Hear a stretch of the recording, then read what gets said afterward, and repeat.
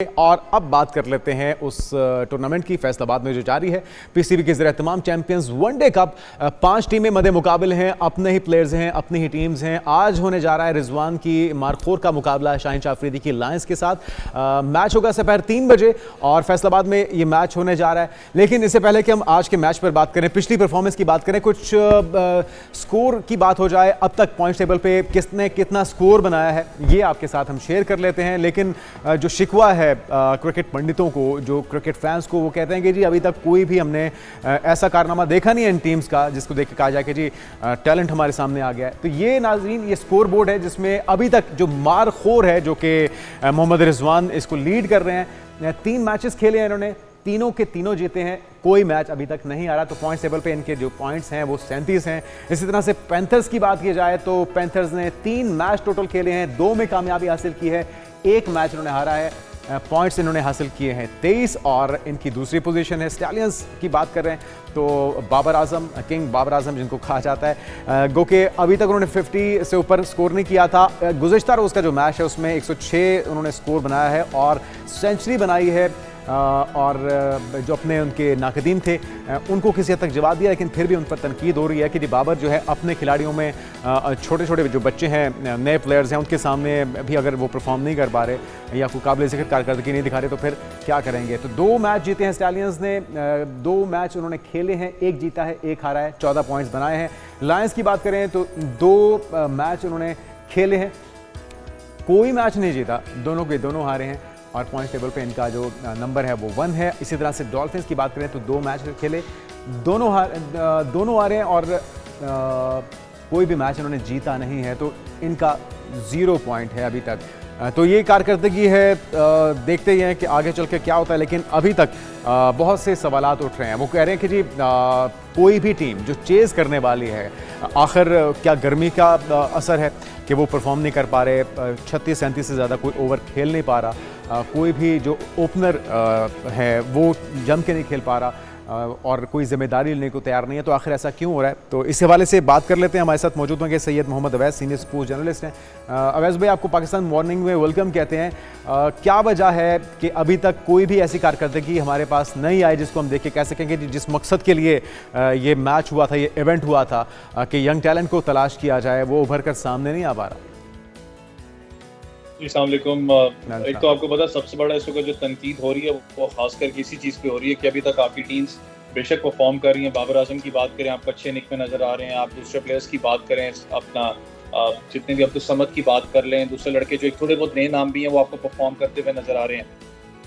लेकिन सबसे ज़्यादा जो इस वक्त लम्हा फिक्री है और तनकीद है वो है आपकी चेजिंग के ऊपर। आप देखें ना कि जिस टीम ने भी अभी तक टॉस जीता है उसने जीता है मैच। मतलब कि आपकी जो स्ट्रेंथ है चेजिंग की, दैट मींस यहाँ तो टीम उस तरफ जा नहीं रही है, या उस टीम को पता है कि हमारी इतनी सख्त ही नहीं है कि हम लोग चेज कर सकें, और यहाँ पर हम मार खाते हैं। क्योंकि इंटरनेशनल स्टैंडर्ड्स की जब आप बात करते हैं, जब तक आप गुड चेजर नहीं होगे तो आपकी टीम इतनी स्ट्रॉन्ग नहीं होती चेजिंग के अंदर।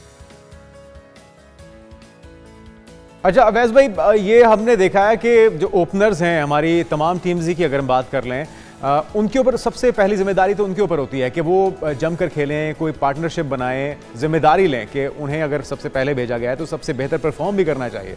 ओपनर भी किसी किस्म की परफॉर्मेंस नहीं दे रहे, मिडिल ऑर्डर और टेल एंडर से फिर क्या तवक्को रखी जाए? देखिए, एक चीज तो इसके अंदर, जब आपको पता जब ये टूर्नामेंट स्टार्ट हो रहा था बहुत से लोगों ने तनकीद भी की थी कि बड़ा गलत टाइम है, क्योंकि आपने अगले महीने, बल्कि अगला महीना आई कि आपने इंग्लैंड के खिलाफ टेस्ट खेलनी है, तो आप वापस वो वनडे मोड से टेस्ट मोड के अंदर स्विच कैसे करेंगे।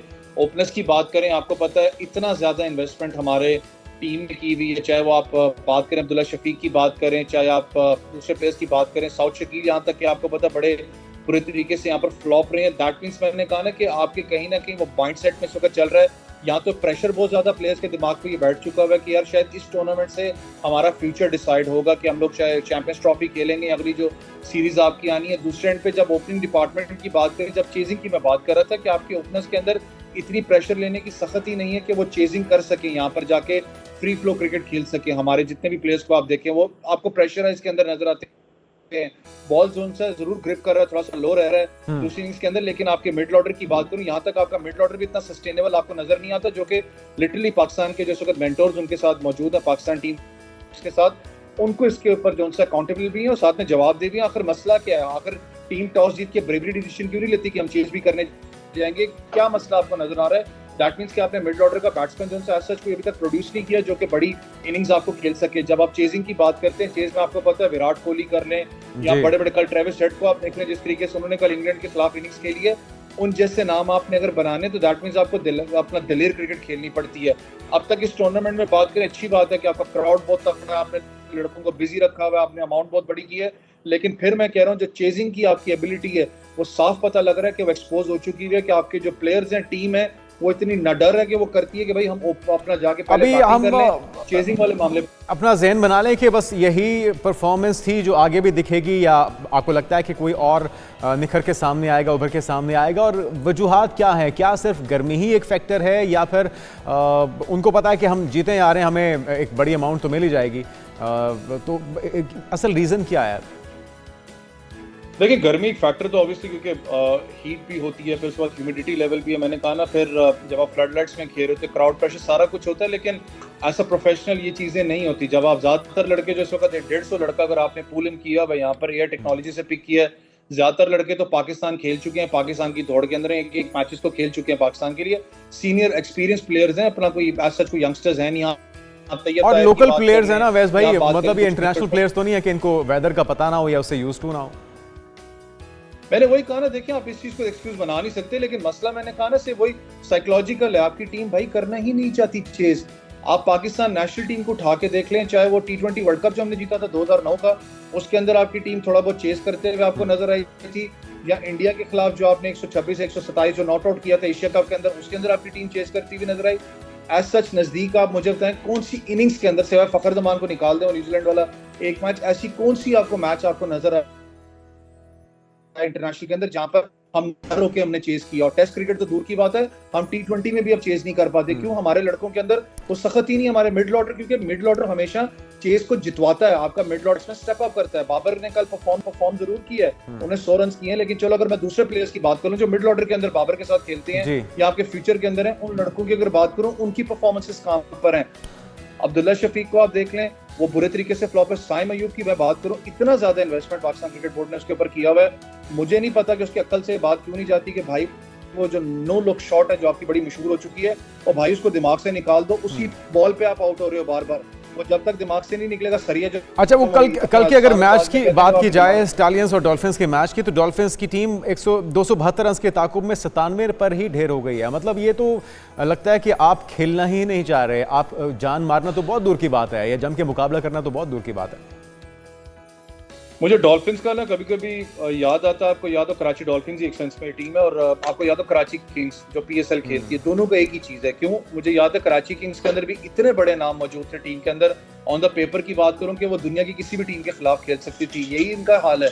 आप नामों को देख लें, कासिम अकरम के ऊपर इतनी ज्यादा बात होती है कि अंडर 19 को उन्होंने लीड भी किया हुआ, लेकिन बुरे तरीके से मिडिल ऑर्डर के अंदर फ्लॉप हुए हैं।